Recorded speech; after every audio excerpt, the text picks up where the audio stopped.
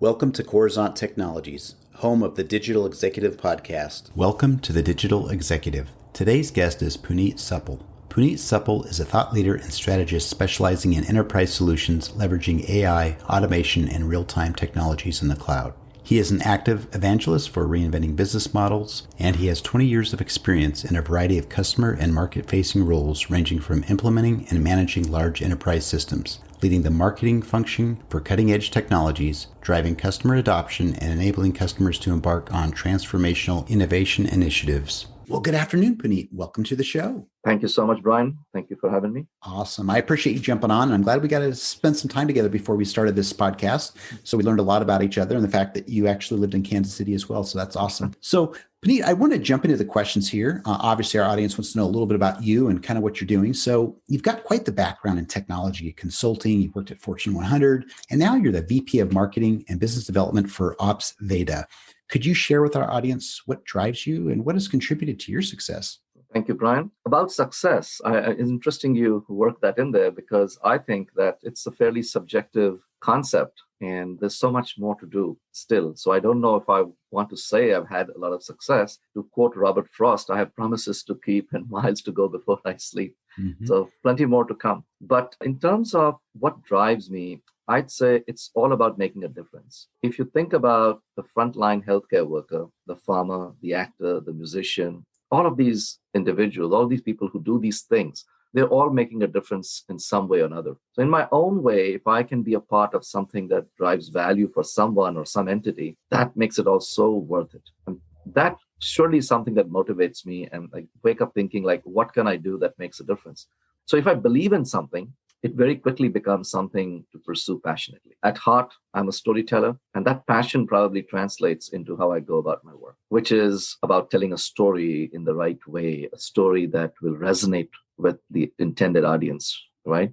So whether it be about, talking about real-time systems or AI platforms or intelligence tool sets, all of those things, if presented in a context that is most appropriate for the subject matter at hand, I think it makes a difference to people. So every day, keep thinking of how can I do this different or better?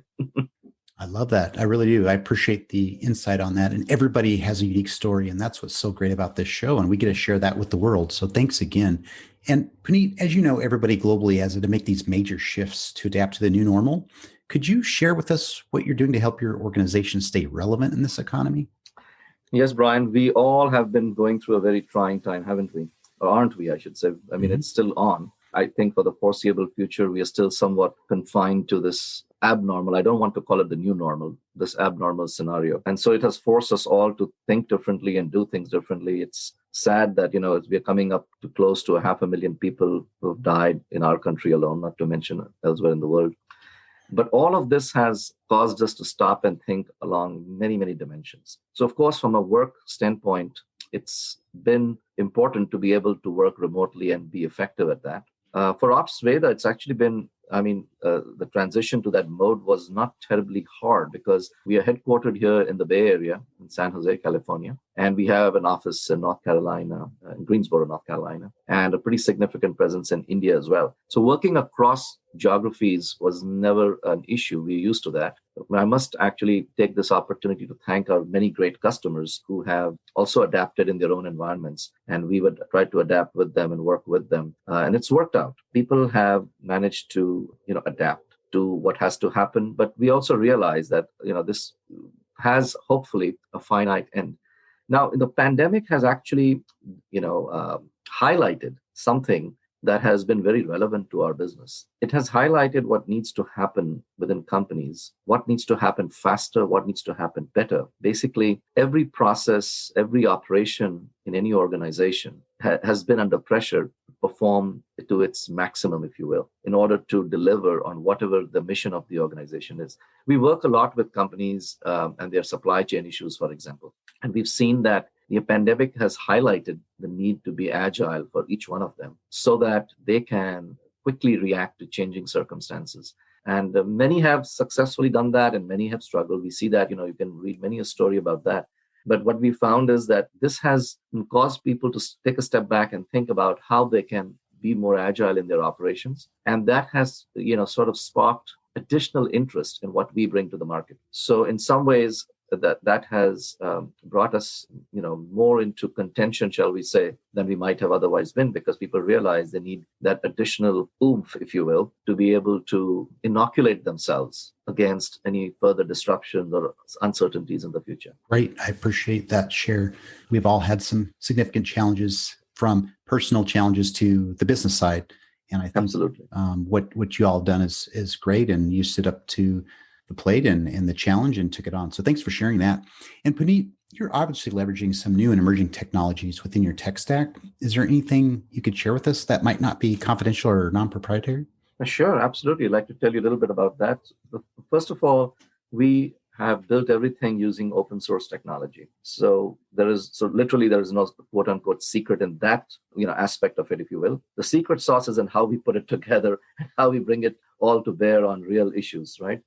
The other thing is, we as a company have been in business, or we've been growing steadily for several years. And collectively within our organization, we have few hundred years worth of business experience across many industries and many aspects of them. What that means is that we have a very well-informed view about how our customers can take advantage of our technology. We deliver, along with the platform, rich business content, which is basically informed and, I should say, formulated based on those experiences we've had with real companies solving real issues. This actually is a very vital part of what we offer along with our platform, because as a combination, it provides a very quick way for any customer to get started and drive value from their investment with OpsVeda.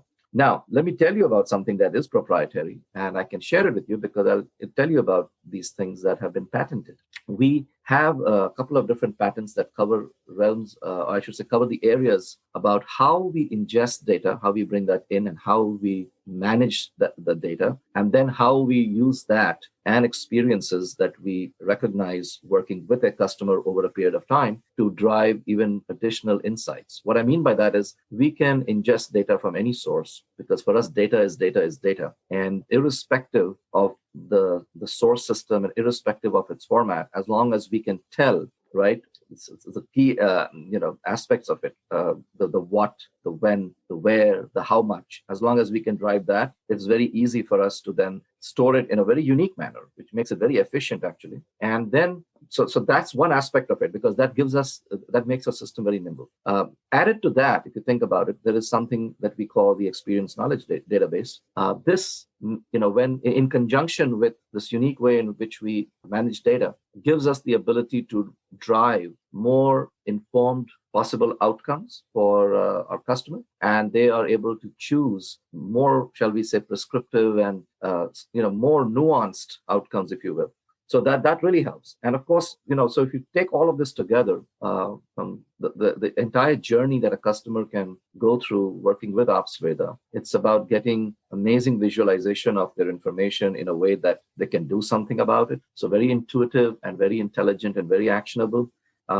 We lead them to a place where they can see certain choices that they might have to make. These are possible outcomes that will help them either reduce risk or take advantage of a hidden opportunity. And then we also very selectively and I would like to think intelligently guide them into automating some of those outcomes. Because if you find that a certain set of circumstances always lead you to make a certain kind of decision, it lends itself to be automated. So the next time the system itself takes that step for you, which frees you up to focus on other things. So all of this is so like I said, the uniqueness in what we do is how we put it together. And I think that's about all I can share without getting into more detail or more doo-doo, if you will.